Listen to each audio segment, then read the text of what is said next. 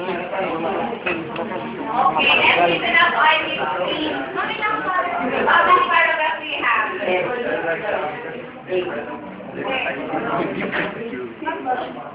You have three. Okay, you read three paragraphs. I have paragraph 2.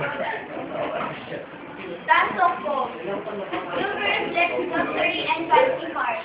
Talas like mansion. Be back to observance and get anything you want. RSPs are the dreams of most of us. I remember myself as a child, dreaming of myself having all of these. I sometimes ask, why do I have to lead a simple life?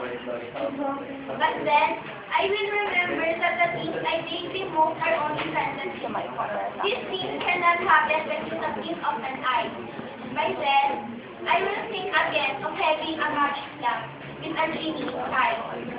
By just a rub of my fingers, will come out and grant my dream. I'm always thinking, first, maybe I will ask him to give us wealth that will be enough for us, for me and my family not to suffer in the future. Secondly, I will ask him to give us our very own home because we still have none. And the third, I'll ask him to grant me another 3 wishes. But then, it was only my imagination.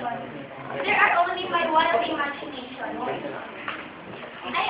I think again, if only God made our world magical, where there could be wizards and witches, and do magic whenever we want with the use of our magic wand. I know that the things I dream are childish, but can you think, it can really help us, especially for our country.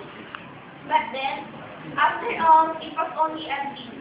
Dreams that are impossible to happen in real life. In order to achieve our dreams, we need to work hard for us to earn them. There are no more fantasies.